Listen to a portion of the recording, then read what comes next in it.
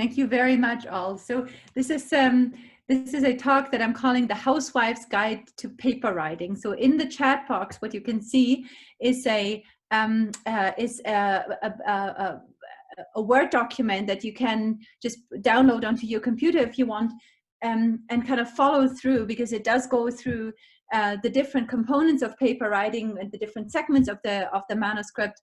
And the lovely thing is that if it resonates with you, you can really make your own version. And what Kosha is saying is that they actually perfectionized this whole thing into a checklist, and he's also going to share this checklist with you. So thank you very much for having me, and thank you for finding it valuable to have this kind of presentation. So the reason I'm calling it a Housewife's Guide to Paper Writing is because I think all of us have really busy lives. We are in clinic, we have our families, we have an academic mandate, and I think for those of you who perhaps have not written a whole lot of papers, the situation that I was in when I came to Canada, I felt really intimidated. I felt intimidated by the idea that I have to follow a specific path, which I now call a cooking recipe, that then gets evaluated in the review process, and that I may be off target with this approach. So what I try to do is I try to put a recipe together that has the typical components of a recipe, namely, you know what you need to write the paper, and that is typically your data, that is typically the project that you just completed, the reason why you started it, and the impact that your project has, and that all needs to be captured in the paper, in the manuscript itself. But it also allows you to put a little bit of timing around the different segments. So what I oftentimes do is I conceptualize a paper, and then I kind of allocate days in my calendar. Literally, I got 2 hours and I can write the methods. I got 2 hours, I can, write let's say the introduction. Not that everything goes that fast, but you can allocate time in your life that is not a whole weekend or a whole evening or a whole week to write a manuscript. And I think you actually can get a really, really nice manuscript together. For me, it has worked for the past 20 years, and it sounds like it has for others. Everybody that trains with me gets this presentation right at the start, and gets a bit of a cooking recipe as to this is really how I want you to prepare the manuscript, and here are the touch points, so that it becomes a whole lot more manageable. So I'm going to go through this presentation. This is the second time I'm doing this by Zoom, and it is a little bit easier to do it directly in person, because a lot of this is having you guys not only listen to it, but also think about it in the context of your own projects. It is doable this way. We're gonna have some time afterwards to exercise this or to answer questions around it.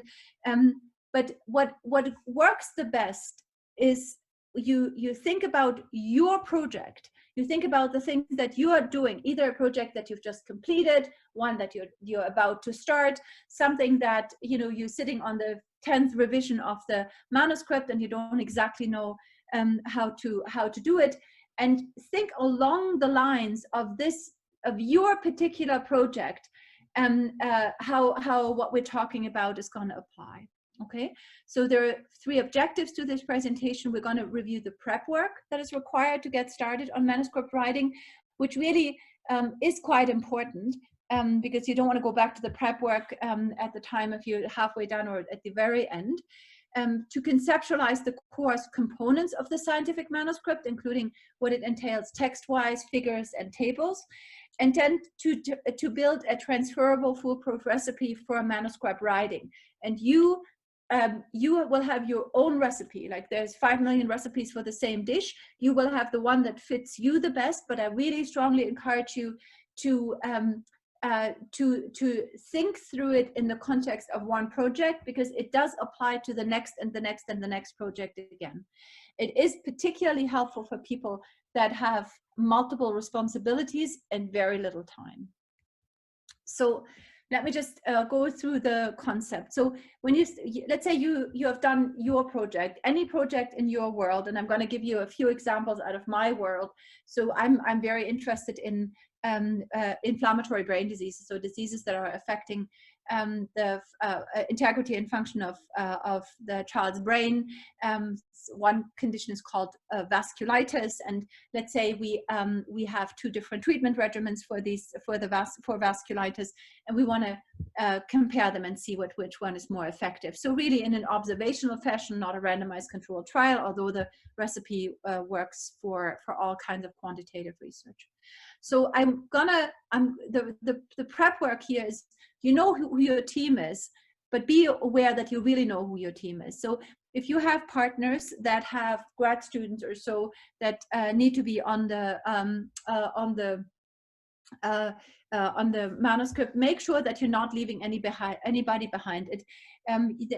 They still need to have contributed to the work and to the manuscript, but just ensure, and I do that right in the beginning.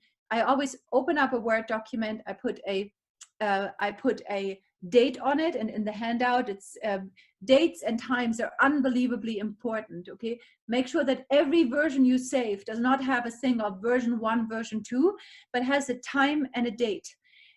Because it happens every single time when we are not going with this this kind of approach, that somebody works on the wrong version. So just make sure that you open your document, you put a time and a date on it. If you have more people than yourself working on it, what I do is I also put my initials, so SB behind it, and I save it under this term. I write down my team. I list the team. I write down. I copy out the journal that I'm selecting, and so think about the journal. But the key thing is, which group of people do you really want the information to benefit from? And obviously we're trying to have a high impact journal that we're aiming for, but you only have one kick at the can. So what I would suggest is you pick a high impact journal that you think you have a chance to get in.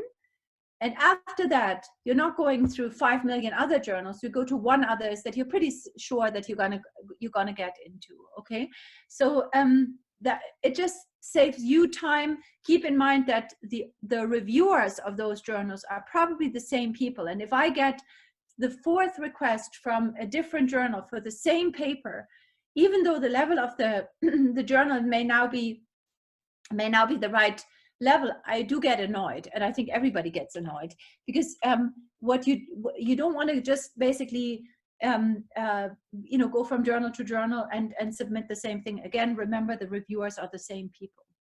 So do one high impact journal. If they say no, forget it, then you go to the one that you think you're getting into anyways, and think about it really, really clearly. What is the audience for this paper? How does your paper potentially change care, and who should be the people that should know about it?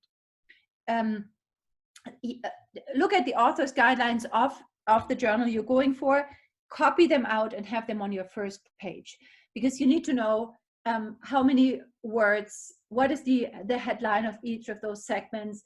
Are there specific things like, for example, key points or impact of research? They all have a little bit of a different tweak. So just make sure that that you know where you're going, in which journal you're going, and what the guidance is. So you have a sense of, am I writing 3,000 words, or am I writing 4,200? And then you get a sense of how many words are there per page. So what I can tell you, for most of the manuscripts that I'm writing, I have 1.5 pages for introduction, 2 for methods, 2.5 for results, and 1.5 to 2 for discussions. We usually have 3 tables and 2 figures. You can obviously change that around and make it 5 tables, but keep in mind that tables are boring and pictures are good. So please have at least one eye candy, something that is a picture that somebody can use. critically make sure you have an EndNote program or any other reference manager program. Don't start without any of this. If any of you on the call does not have a reference program, I would suggest it's time to get one. Sorry, there are some comments. I just want to make sure that it's not has. Can you write a question? Yeah, I would take care of the comments. The Okay, quickness. super. I just want to make sure that you hear me. Okay, yeah. Thanks, Koshik. Yeah, no. Okay, so write down your team, pick your journal, copy out the author's guideline, and definitely have a reference manager program. So I'm not sure if you know, but the libraries are all giving you courses of how to use EndNote, and EndNote is a super easy thing to do. So the next thing is on your, you want to have a title of what you're publishing. And I'm a big fan of titles that are somewhat more interesting than just the descriptor. And one way to do that is to put a colon between two parts of your title. So something like a descriptive component. So for example, treatment of CNS vasculitis, and then a colon, and then what your message is. So for example, what do I call it? Decreasing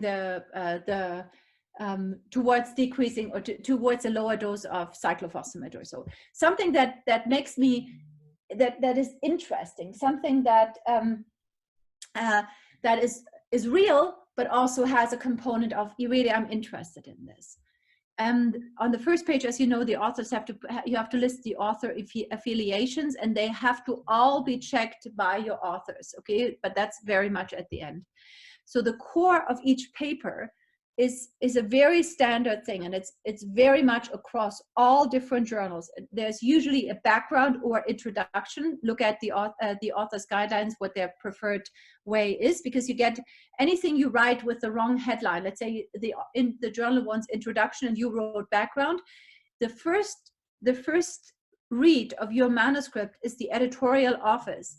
And that is a reason to bounce it back to you. So they're seeing, oh, you didn't follow the author's guidelines, and you get it back.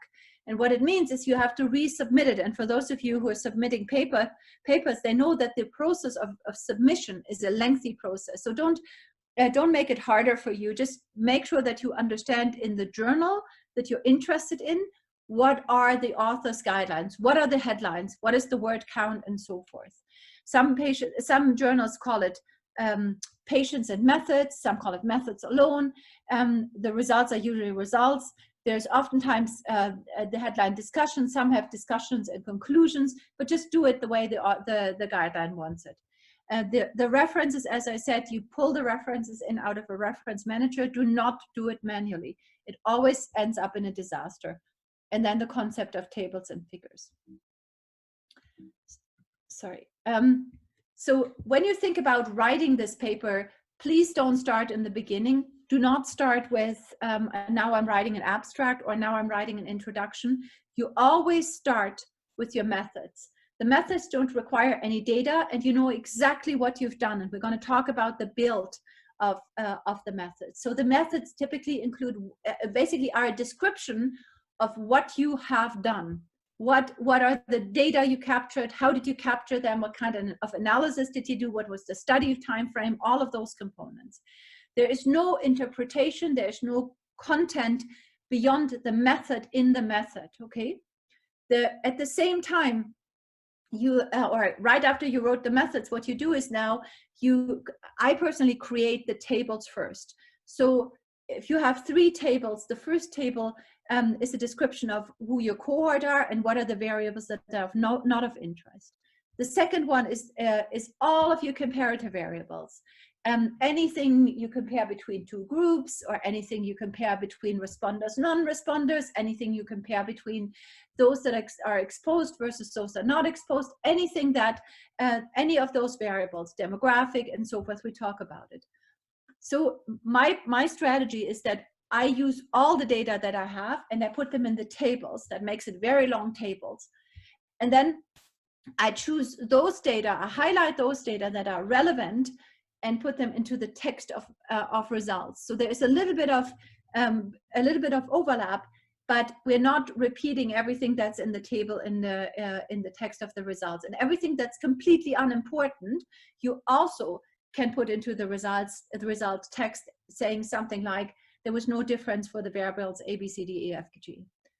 The third, so you have then described your study, how you collected the data, how you analyzed them, and what these results are in both a table format and in a text format. And we're going to talk about what these entail. But be aware that these two components are very distinct. In the methods, there is no results. In the results, there is no discussion, interpretation, no suggestion or anything. It is just a pure reporting of the results. Okay. The discussion itself, we'll talk about how it's built up, is your option to use, to share the information that you've given us in results, and to highlight what you think is the most important results, or the most true important results, and how do they relate to the information that's out there in the literature. And then you go back to the introduction, and we will talk about how to build the introduction, because I can tell you every single time when I write a manuscript, I would have written the introduction very, very differently in the beginning as I would compare to the end, because there's always learning as you write the manuscript. There's always new concepts, new angles, and you need to set the stage for those in the introduction. And at the very, very, very, very end, because then it's easy, you write an abstract that is a short version of your entire paper. Okay, so I hope everybody on the Zoom has a study in mind that they have done, they want to do, or they want to publish. I know you're all muted, so I can't check on you, but please go with your particular study. So you're now charged in doing step 1, which is writing your methods. It's actually really, really straightforward to write the methods. You can write the methods for any study really quickly. And that is because the methods have a very standardized script to it. So there are a total of typically 6 paragraphs in the methods. Each of those paragraphs just has a few sentences. Okay, so we're talking 2 or 3 sentences. So it's not we're not talking about writing, a super long text here. Remember, the methods on your manuscript are just about 2 pages.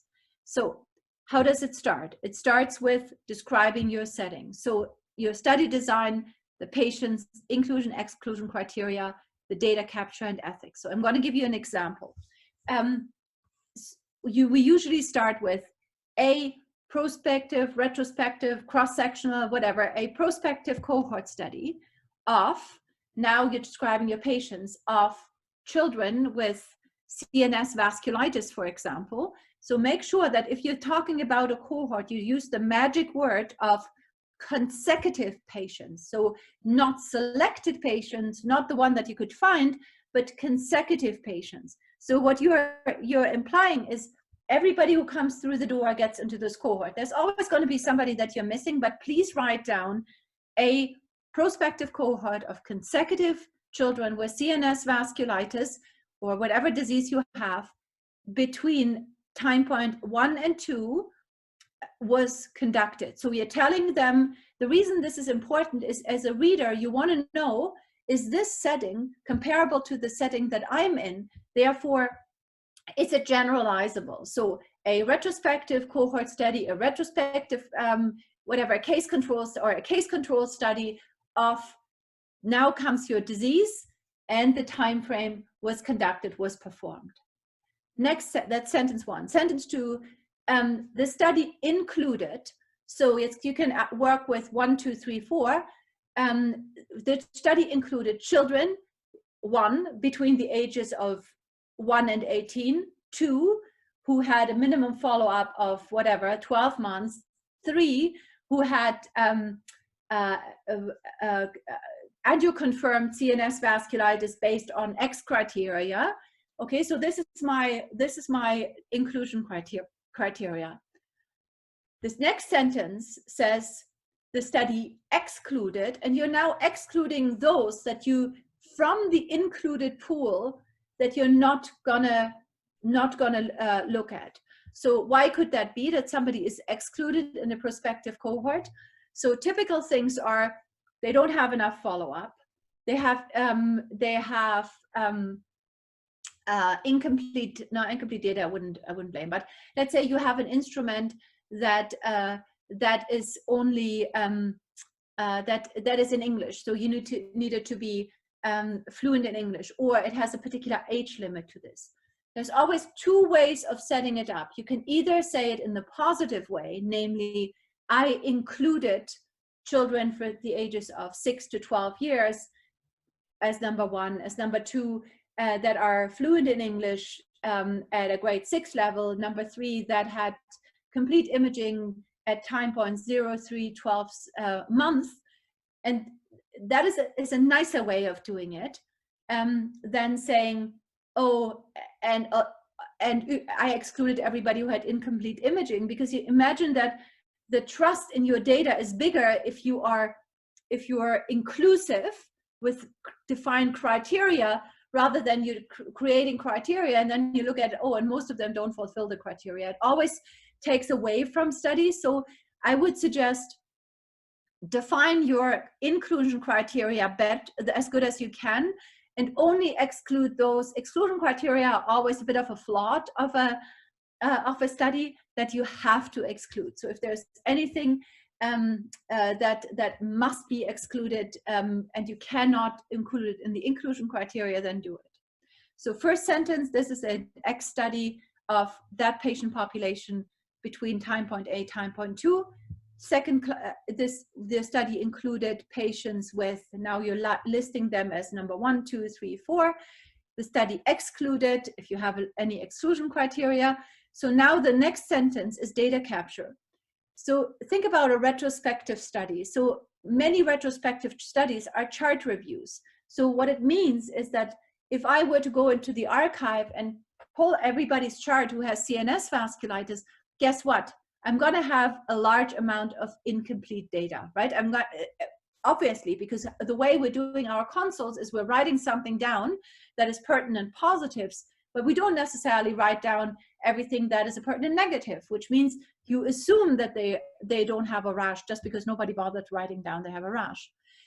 If you have a structured instrument, let's say you have a particular case report form, a CRF, or you have a database that always, where you have to comment on a standardized set of data for every single patient, you can imagine the quality of those data is much higher. So if you do chart review, don't say anything to the data capture. Don't say, I went to the archive and got some charts. If you have a designated database, no matter if it's an Excel spreadsheet or if it's a fancy whatever Connect Care thing, you mentioned this here. You're basically saying data were captured in a designated research database, and if that database has a name, then give the name. It just means that the quality of your data, if it's observational research, the quality of your data is higher than if you didn't have a standard to it.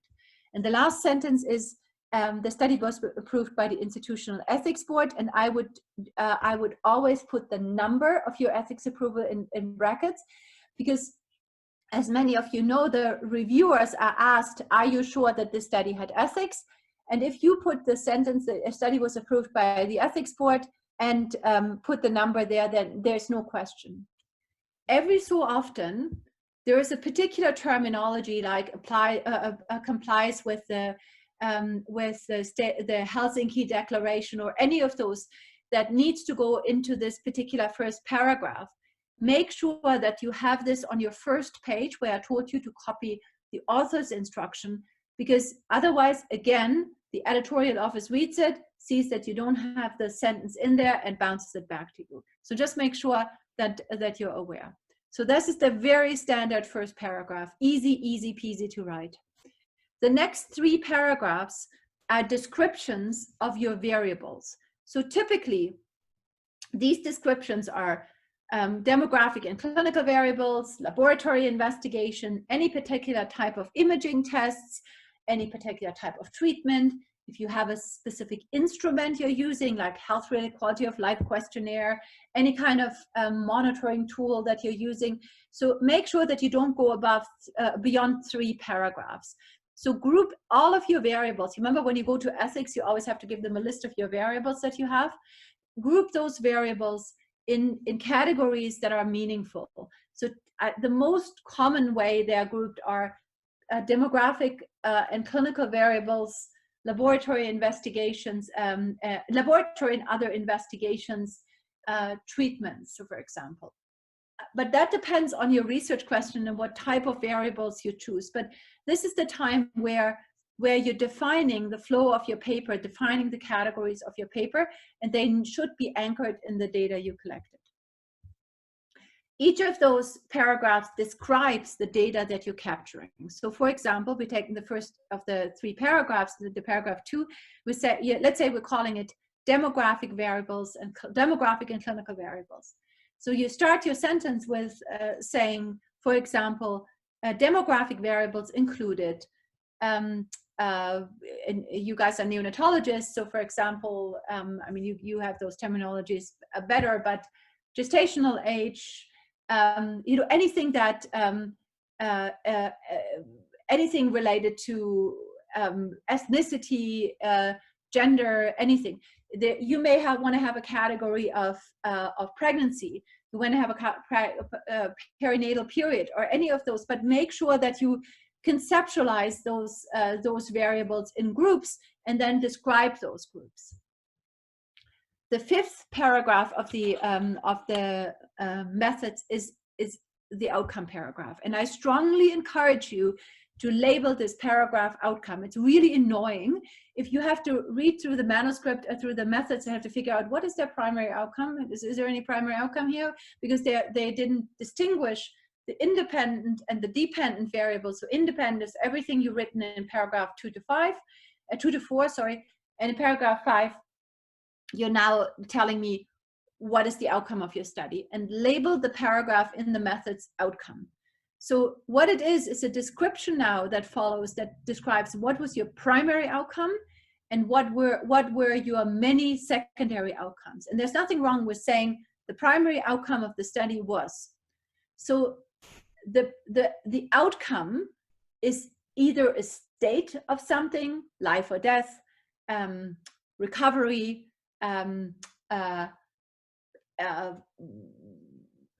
any particular status. If the status is a clear status, like so for example, survival, you don't need to define this. But if you have an outcome that requires a descriptor, so for example, let's say in the CNS vasculitis study that I'm kind of making up here, the outcome would be neurological recovery. So what does that mean, neurological recovery? Does it mean you have no neurological deficit? And if you don't have a neurological deficit, how do you measure a neurological deficit? So make sure you write down primary outcome. The primary study outcome was neurological recovery, defined by pediatric stroke outcome measures, including the categories of none to mild or something. So I need to get a sense of how do you define your outcome. The secondary outcomes are typically a list of different items. This could be health-related quality of life. This could be, in your case, a time to outcome like feeding, complications, infections, safety outcomes, all of those. List them and put them into an order that makes sense, okay? And you don't give any data here. You're just describing what are the outcomes of this particular study that you are interested in. You pick one as your primary outcome and all of the others the secondary outcomes. The last paragraph is the analysis paragraph, and I would call it analysis. So you're not telling them what you do with your data. You're just telling them what kind of tests you use. So if you look at the level of testing, typically the 3 levels of testing are, or the 3 levels of analysis are descriptive, comparative, and predictive for the most part, which means in the descriptive, the first sentence is descriptive statistics, including means, medians, ranges, percentages, any of those were computed. If you have a comparative part, you're going to tell them comparative analysis included, let's say t-test, chi-squared, whatever kind of strategy you take. You can be even less specific in saying, as you know, there's a difference between normally distributed data and non-normally distributed data. So normally distributed data are, for example, height, weight, any of those. Non-normally distributed data are, for example, scales. So for anything that is normally distributed, you need to use a parametric test. For everything that's not normally distributed, you use a non-parametric test. They're pretty much the same, the types of tests, they just have different names. So if you want to say for comparative analysis, you use parametric and non-parametric tests as appropriate. It just means you don't have to tell them if you take Wilcoxon rank log or whatever other test. That's good enough for this paragraph. And the last one, the last sentence, if you have fancier analysis, let's say a Kaplan-Meier analysis or a time to event analysis in any other way, a hazard rate ratio, for example, or you want to develop a prediction model, a logistic regression model, that is what you put into the last one, namely predictive analysis was done using logistic regression or something. So this is the core of your paper. Okay, this one page is the core of your paper. You're telling them the setting of your study, the variables you're collecting, grouped into 3 groups of independent variables.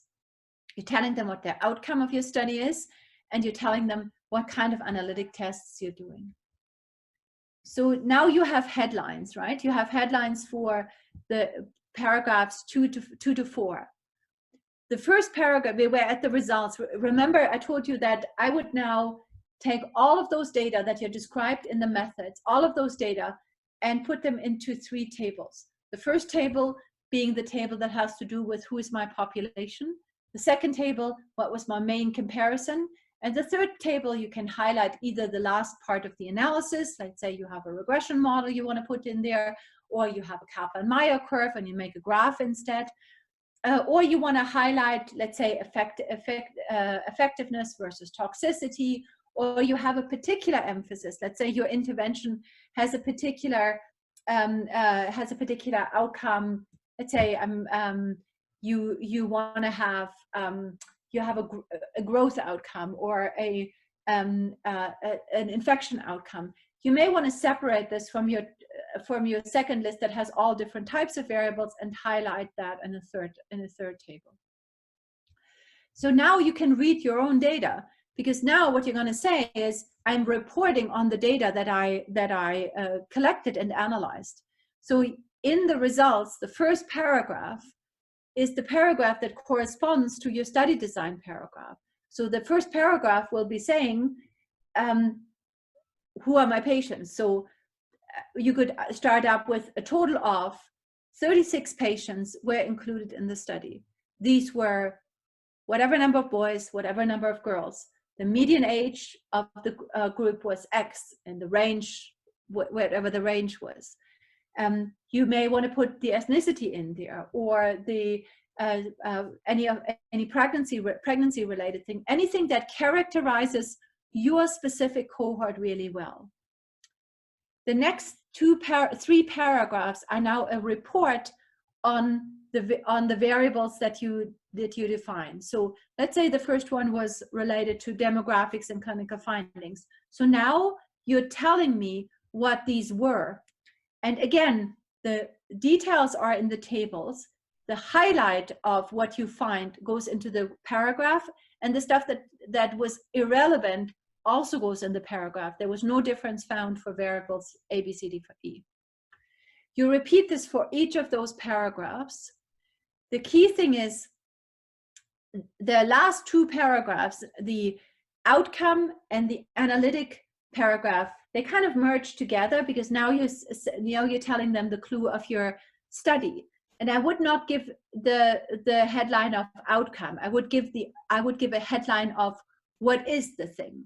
So for example, if in my study a particular treatment there's a comparison between two treatments, and the clue of my thing was that I decreased toxicity, then I could make up a headline that captures this comparison of treatment toxicity. And then you describe the results of this particular component. So when I read a paper and I look at the methods, at the results, the first one tells me how many patients are in there, how old are they, how generalizable is this. The second, third, and fourth are telling me, okay, what was a clinical phenotype? What kind of testing results have they seen? What kind of whatever else you want. But the last paragraph tells me what the key analysis is that you did. So a comparison between different feeding strategies, a comparison between different ventilation strategies. Give it a headline that every reader knows where to look at. So what you have right now is the absolute critical pieces of your paper. You've told us what kind of data, what kind of setting, what kind of data, what kind of analysis, and your methods. And correspondingly, you tell us these were the patients, these were the clinical findings, these were the imaging findings, whatever it is, and this is the core information. Each of those paragraphs should not be longer than 4 sentences. So think about going back to the housewives concept. If I think about how much time do I need to write the methods, I can probably do that in 4 hours. So what I do is I take the page, I put headlines of groupings in it, and then I write the sentences for each of those different groupings. So demographic clinical variables, imaging features, treatment plans or treatment regimens. It doesn't really take a whole lot of thinking. You just have to make sure that everything you've collected in your study is actually reflected in the methods. Then I put the tables together, highlight what I think needs to go into the text because it's important or entirely unimportant, and then write the results. That piece, again, let's say you conceptually have 5 paragraphs of results. The first one is easy to write, which is who are your patients. The other one, you may need a little bit more time, perhaps for the entire results. Independent of the table, you need 2 hours, but with the table, you probably need 4. So what we have now is your study. Your study is done. Your study is conceptualized. Your study is completed. The next step is to decide what of those are the 2 critically important new pieces of information. Okay, I'm just going to go to the discussion.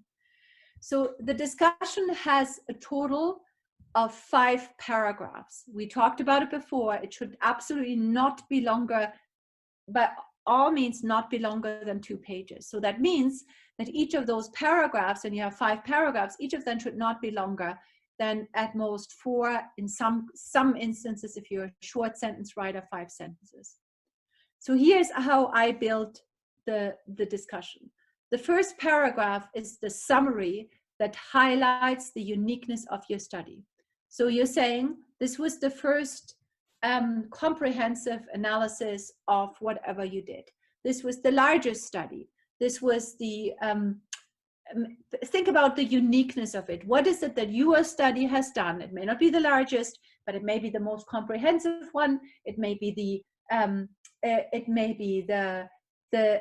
particular measure that you used that was used for the first time. So that's your intro statement. Then you have 3 sentences, and these are not terribly long sentences. 3 sentences to report this. So you're telling me this is the first comprehensive study of this new treatment in this particular patient group. Then you give me 3 sentences that is a bit of a summary of the results.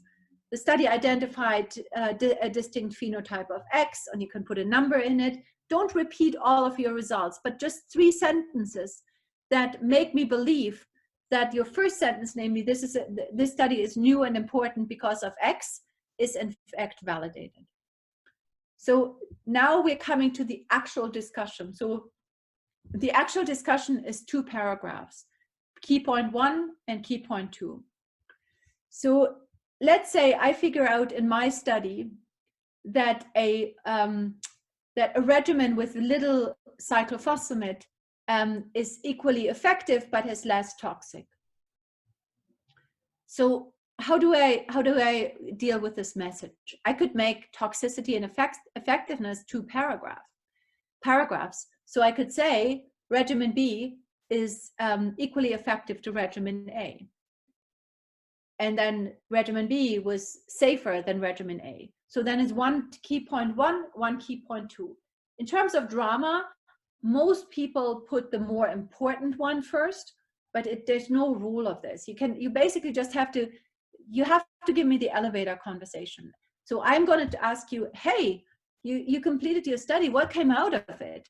So you have 8 floors to tell me in an elevator, to tell me what came out of the study. You're going to say, yeah, you know what? That was a great study. It was really important. We found that A and B. And then I can walk out on floor 8 and I say, this is interesting. So this is not a trivial thing. It's not an easy task to do. And that's why you have your friends and colleagues to at the point when you decide what are the 2 key messages, I would strongly suggest to run it by your team, run it by your colleagues. Have them ask you the question, what are the 2 messages that you get out of here? But let's say you find your first message. Your first message, let's say treatment A and treatment B were equally effective. So that's my making the point, sentence A, sentence 1. There's nothing wrong, start with the statement. Both treatment regimens were equally effective. Now the second sentence is supporting this point. Okay, so you use your data to support this point. You're saying 1 in 4 children in group, or equally in both groups, 38% achieved remission or achieved a state of inactive disease at the primary study endpoint. So that's the point you're making. You're making the statement, you're supporting the point. The next 3 sentences, max, are sentences that are looking at the reference. How does, at the references, at the literature, how does this statement that you made, how does it compare to anything that's out in the literature? So is there perhaps another team that has done a similar study? You may want to quote them. Keep in mind that the reviewers are picked based on the type of study that you do and the type of information that you're generating. So the chances are super high that if you are doing a study in my area, that I'm going to be your reviewer or you're going to be my reviewer. So if there is another study that was done that was similar or somewhat similar, your best bet is to relate your results to the results of this study and quote the study. So for each of those 3 sentences where you're reflecting on your findings in the context of the literature, make sure that you have the key studies, because these are your reviewers, the key studies referenced there. It doesn't mean that you have 20 references. It means that you probably have at most 5, okay, per paragraph. This is where your references more or less start. So the concept here is, I find something, this is what I find, and this is what this study found, this is and now you can judge, right? It's your discussion. You can say, this is is similar to what this study found, or this is very different, or this stands in contrast to this. When you find something similar, you don't need to justify it. When you find something in contrast, you have to give a sense of why that could be. Oftentimes, the same study doesn't exist because you've done something new. So you may want to think about what is your comparator here? Is it a different age group? Is it a different treatment? The key thing is it has to be relevant. It has to be for somebody who reads it. It needs to, you're saying, this is the result of my study. Here's the proof. And my results are seen in the context of the published literature. Same as this, very different from this, but they included more younger patients. This stands in contrast to this study, but this was not a tertiary care center. It was a different setting or so different care environment. So think about this, and you end this paragraph with what I call a motherhood statement, because you're opening a can of worms. You're making a statement, supporting your statement, saying how that relates to all the other studies out there. So I, as a reader, want to know, what's your take on it? So what is your take on it? If let's say we're coming back to my statement of treatment A is as good as treatment B, as effective as treatment B, my motherhood statement, and again, these are carefully phrased, could be, you know, a lower dose regimen should be considered, perhaps in a particular group of patients or so. So give me a statement at the very end that allows me to put things, to hear what you think is the takeaway point. So we're doing exactly the same thing in key point 2.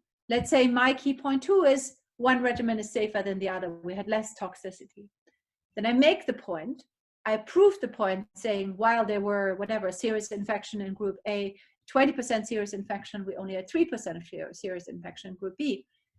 But then again, the same thing, how does it compare to studies that were published out there that have used perhaps the same treatment regimen or have used a different treatment regimen for the same population?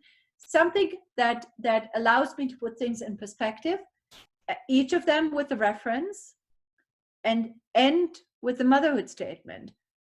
So for example, in children with the highest infection risk or retreated patients with high likelihood of infection, low dose should be the preferred way to go. Something along those lines. So you have summarized your data, you've made the key points in a very structured way. You're now going to the 4th paragraph, which is the limitation of the study. Please start the paragraph by saying there were several limitations to the study, okay? So if I'm a reviewer, the only way I leave you off the hook if I disagree with your study is when you acknowledge any of the limitations in this paragraph. So what are typical limitations? The limitations are limitations of sample size. So this was a small study, or there was a limited sample size. However, you make a colon and say, however, it was the largest systematic analysis published to date, or it is a focused environment in a tertiary care center, or it is a rare disease and therefore, you know, 16 children represent a very large sample. So the number of limitations that you're going to put forward is a max of 3. We don't want a full paper of, oh, this didn't work and this didn't work. If you have retrospective studies, there's always an acknowledgement of missing data. You have to, right? You have to make sure that that if you're missing a substantial amount of data, that you acknowledge this. You're still saying that these data are important because of whatever it is. So for example, this is a retrospective study, therefore we had areas of missing data. However, so what could it be that overcomes missing data? It could be that that in all relevant areas a near complete data set was available. So let's say you don't have all of the data on all of the lab tests, but it doesn't really matter exactly for your message. Or you could say that some data were imputed. That's always some people don't like that, meaning that that you basically statistically make up those data. So the questions for limitations are typically sample size in pediatrics, missing data in retrospective studies, generalizability. So are your are your result generalizable to a place in India, to a community hospital, or is it only your ivory tower that you're working in? Okay, so think about addressing those. If I'm a reviewer and I see that you recognize this limitation, I cannot kill your paper on this. Okay, I cannot say, oh, and by the way, you had missing data, or all the way the paper is not generalizable. If you don't acknowledge it, then that's the point that you're going to be hung dry on. And if it's a real limitation, it's actually the point where your paper is going to fail. So think very carefully about what, as a reviewer, will I doubt or will I have issues with? Is it because the sample size? Is it because of the follow-up time period? Is it because of the for follow-up, you always argue it's not a long follow-up, but it's an in-depth characterization for this for the study time frame, meaning it's not long, but it's very solid, very robust, and how generalizable is the study. So the last paragraph is, please don't do more than 3 sentences, but it's your wrap-up paragraph. So you can wrap up, it's more the conclusion paragraph. So what are you concluding? So you have 3 sentences to conclude. Typically, you conclude by going back to the beginning, that this condition is a life-threatening condition, that there's uncertainty, that there's a huge health impact, that the second sentence says that your study has contributed X, Y, and Z. And the third sentence is where you want to head. And don't tell them further studies need to be done. Yes, further studies need to be done, but you have to tell me what kind of studies. You could tell me that based on your data, a randomized controlled trial should be done. Based on your data, treatment regimens may need to be modified. Based on your study, multi-center evaluations across the spectrum of care should be considered or should be supported. Any of those, okay? So now you go back to the introduction. So the introduction is exactly 4 paragraphs. And the way the introduction is built in this cooking recipe, and again, this is just one of many recipes, but it's very structured. So it has the 4 paragraphs, the first one being the disease of interest, the second one, the problem of interest, the third one, the gap of knowledge, the fourth one, therefore the aims of the study were. So let's play through this. So what is your disease of interest? Let's say we're taking, I don't know a whole lot of neonatology, but I'm just making it up, and you be graceful with me. Let's say your disease of interest is neonatal jaundice. So the question is, why should I care about neonatal jaundice? I mean, as a neonatologist, obviously you do, but why should I care about this paper of neonatal jaundice? So now comes your first sentence that you have to spend probably an hour on Saturday before you feed your family with. You want to make a point that this is relevant. So why is something relevant? It's typically because it either is common, it has an individual strong impact, it is economically important. And if you don't have any of those arguments, go to the 1 in 4 rule. So what you're describing is, let's say you're looking at a condition that occurs in 1 in 4 children that gets discharged from hospital, or a complication. Although nobody has a clue how much that is in total numbers, it does give you a sense that you're anchoring at something. So neonatal jaundice, I'm sure, is a common condition. I'm sure it has a huge health economic burden. I'm sure is anxiety creating in parents, any of those. So the first sentence starts up with your disease of interest or condition of interest. And you now have 4 sentences total, including the first sentence, to describe why that is relevant. And I would highly recommend that you put a max of 5 references in here. And these references have to be contemporary and they have to be relevant, okay? Don't go on a tangent at the end of this paragraph when you're describing neonatal jaundice, because you want to get to the next point, which is your problem of interest. So what is it about neonatal jaundice that you studied? Let's say you studied a particular hydration regimen. You're probably going to think, well, where has she been for the last 20 years? But let's say there is a hydration strategy for neonatal jaundice. So the first paragraph starts up with neonatal jaundice is an economic, has a strong economic impact. So you're going to make an economic argument, for example. The second one starts with hydration regimens for neonatal jaundice, and now you're describing the ones that are out there. Again, 4 sentences, 5 references.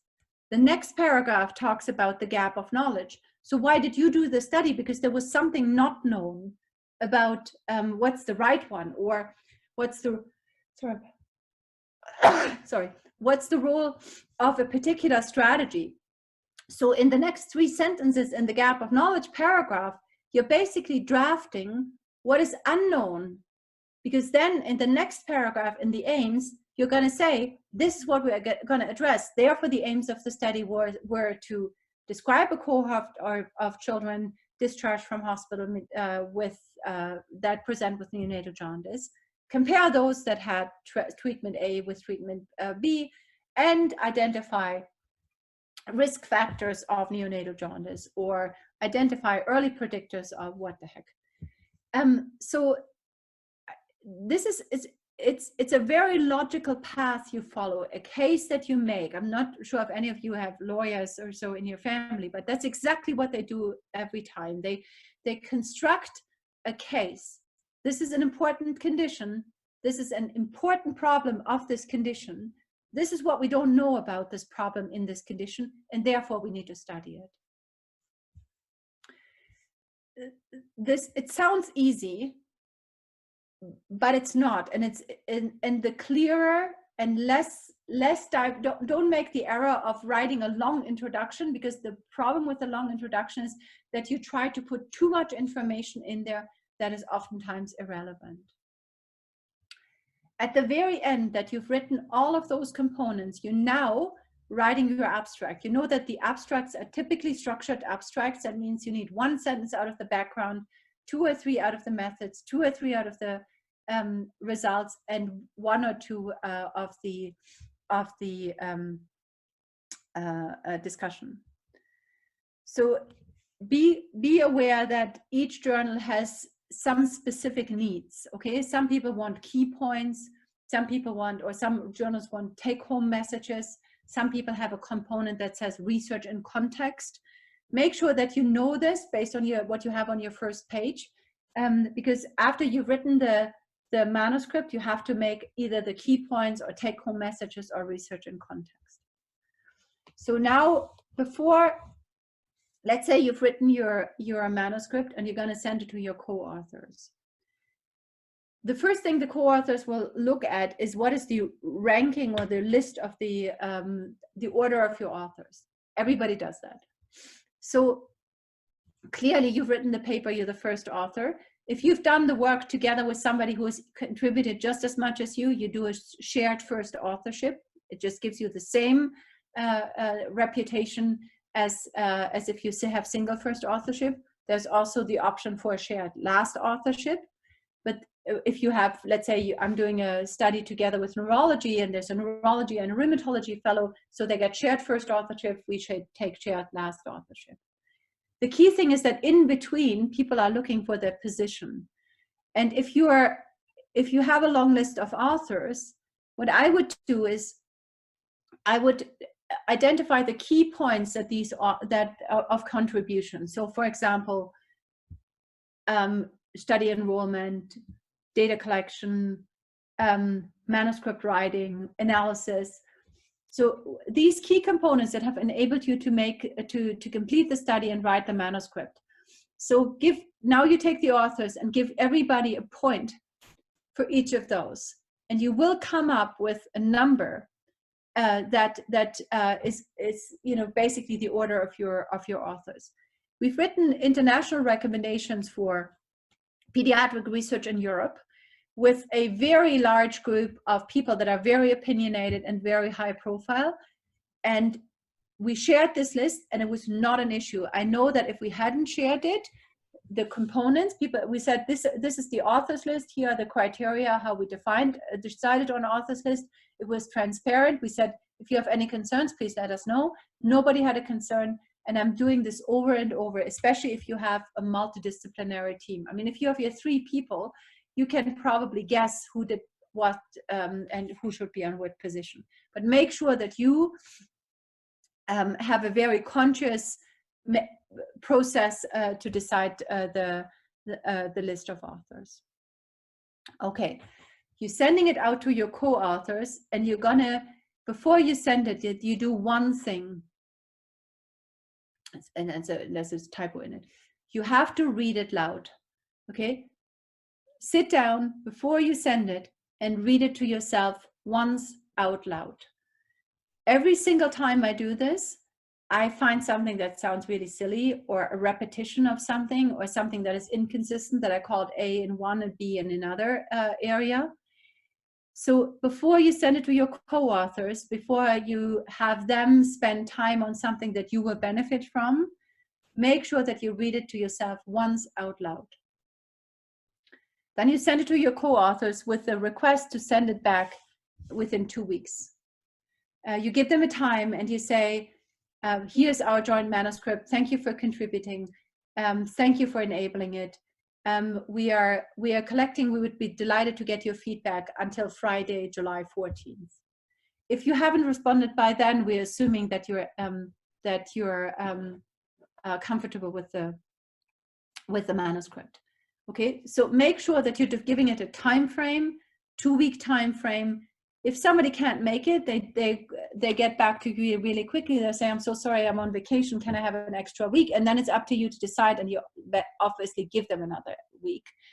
But you're not going to chase them. So if you have a list at home that everybody gets back to you July 13th, and whatever author F gets an extra week, that's fine. But if they don't respond, that you presume they're okay with the manuscript.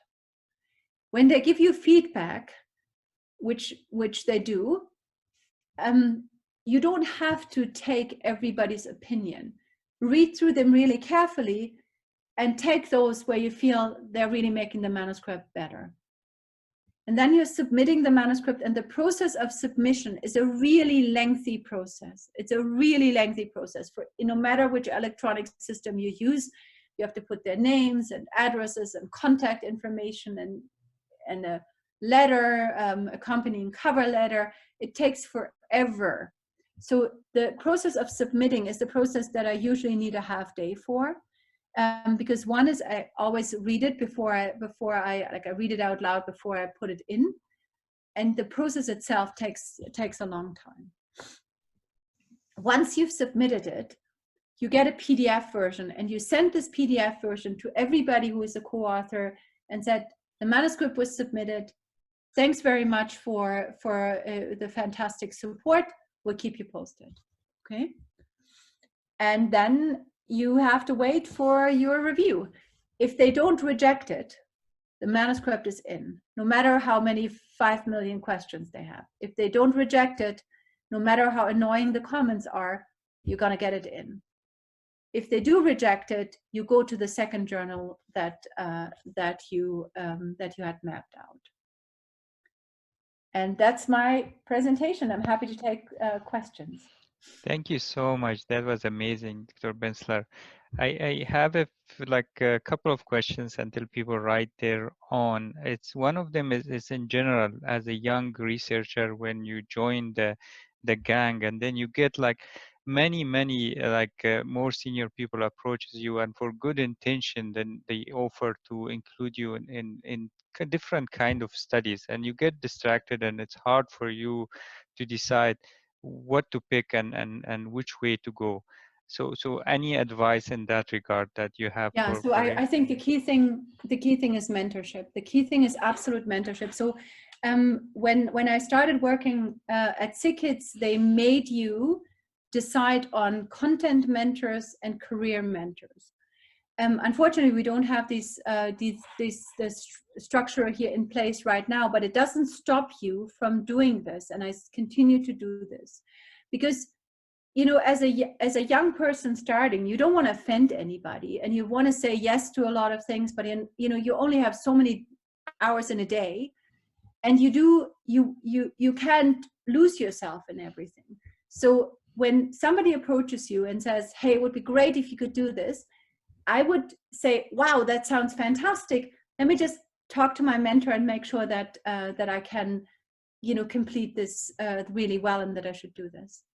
So defer your response, and select people. So I'm just going to show you tell you what this difference is. So a content mentor is somebody who knows the area somewhat, but is not your supervisor.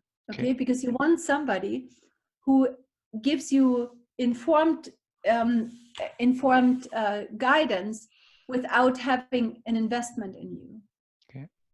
The career mentor is a person that is not in your area, that has distance to your field, and typically you have two of each, but for sure one. So as a career mentor, you want to pick somebody whose career you kind of feel could be yours, or there are lots of components that could be yours, completely different areas. So it could be somebody in nephrology or in GI or whatever, but the likelihood that this person has faced the same anxiety, the same challenges, the same rejection, the same frustration is sky high, right? Because it's not you, it's the system that you struggle with. Yeah. So that's what I would do. I would be positive in my response, but I would definitely anchor my decisions in a conversation with my mentor. The other piece about the mentorship, it is unbelievably helpful to have a structured mentorship relationship, and the onus of the work is done by the mentee. So if you were to come to me and say, could you mentor me? Then I would expect that every 6 months you're booking an appointment with me where you come and you bring what you've achieved in the last 6 months and discuss the key points that you want my input with. Obviously, if something goes wrong, if you need help right away, you reach out at any time. But what oftentimes happens is that people ask for mentorship and then make no effort whatsoever of connecting and setting up these meetings. So I still have mentors that I have for my times of fellowship or young staff that still expect that every 6 months I come and I tell them what I'm doing, what I'm struggling with. And, because we need mentors at every stage of our lives, because the challenges are just different, they don't go away. Yeah, that's very, very true. And related to that, like more like specifically, like I found there were two schools of thoughts when it comes to research and publication. When I came, like some of my mentors were telling me, aim high impact journals and do like very high quality RCT and start high. And then there was another thought that said, like, you are in a race with the time, especially when you are a junior faculty, you better build your track record with the PubMed indexed publications to be able to get into those high impact journals. So what's your thought and your advice when it comes to Yeah, I mean, I try to suggest is if you've done your study and you think it's fabulous and you think you have a kick at the can, you have one kick at the can.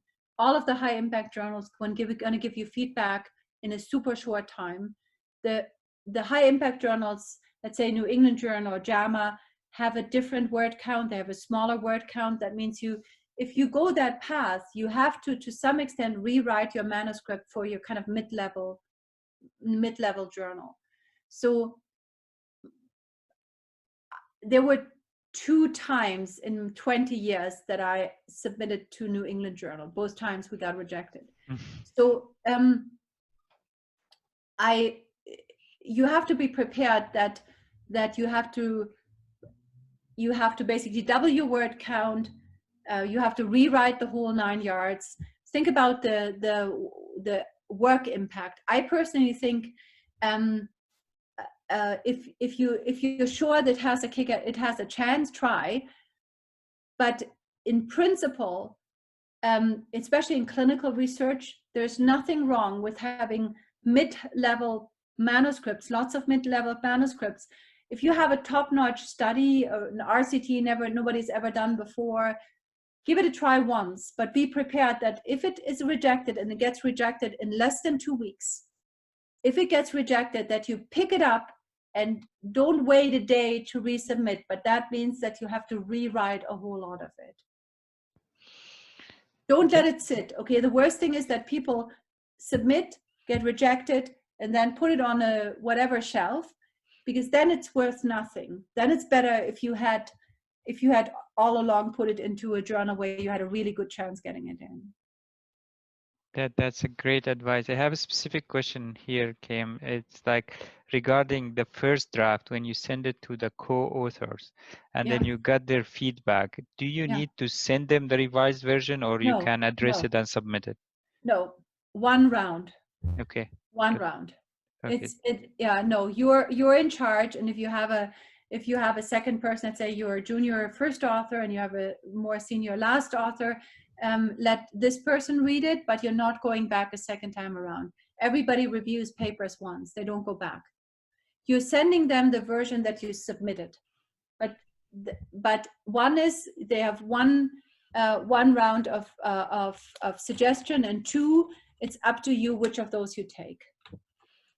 Okay, and there's one question regarding the reviewers' comments. How do you deal with when you come, as you said, like if the paper is not rejected, it's in, but Okay, so this is sometimes, the yeah, this is an art form yeah, that is almost as good as Buddhist meditation. Okay, okay, seriously, yeah, seriously, seriously, seriously. I mean, this is one of the things where so let's say, so you're killing them with detail, okay? Killing them with friendliness in detail. Nobody tolerates 8 pages of response, but that's exactly what you're going to give them, okay?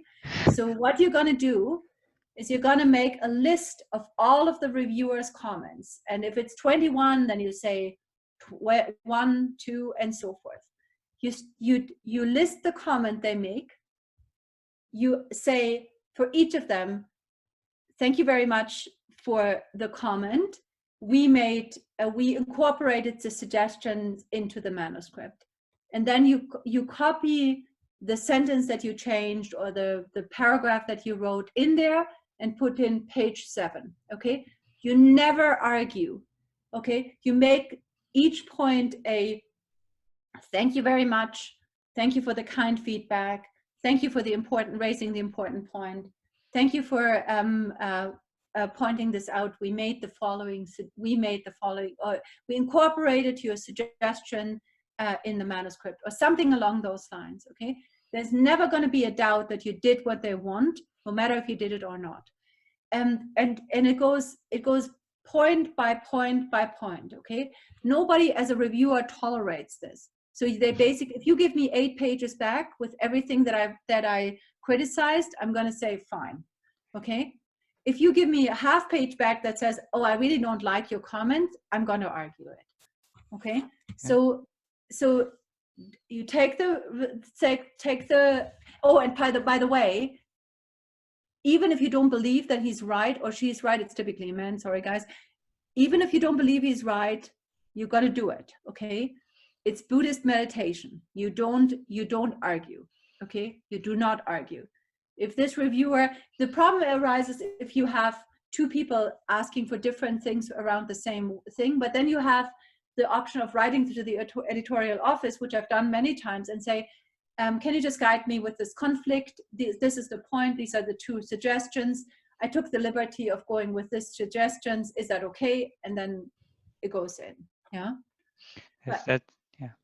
But never, if they don't reject it, you have the paper in. The only thing you have to do is swallow your pride and kill them with friendliness and detail. Okay? That's all you need to do. That's a great advice. And then the last request I have here is for the scoring system that you're talking about for the authorship. Yeah. Do you have it written? Are you willing to share it with the audience? I'm happy to share it. It's not rocket science, but it really is it is a bit. I can give you what I have, but it really is. Think about the key components when you look at your list of authors. What have they helped you with? Sorry, some have helped you recruiting patients. Some have helped you entering data. Some have helped you doing the analysis and so forth. Each of those is a point, right? If somebody has done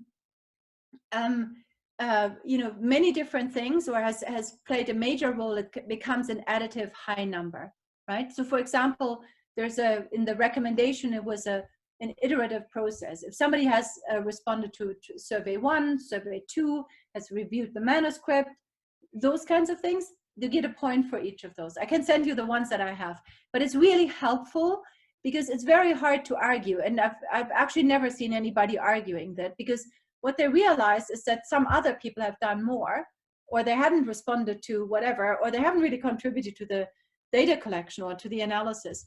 It just makes it very transparent.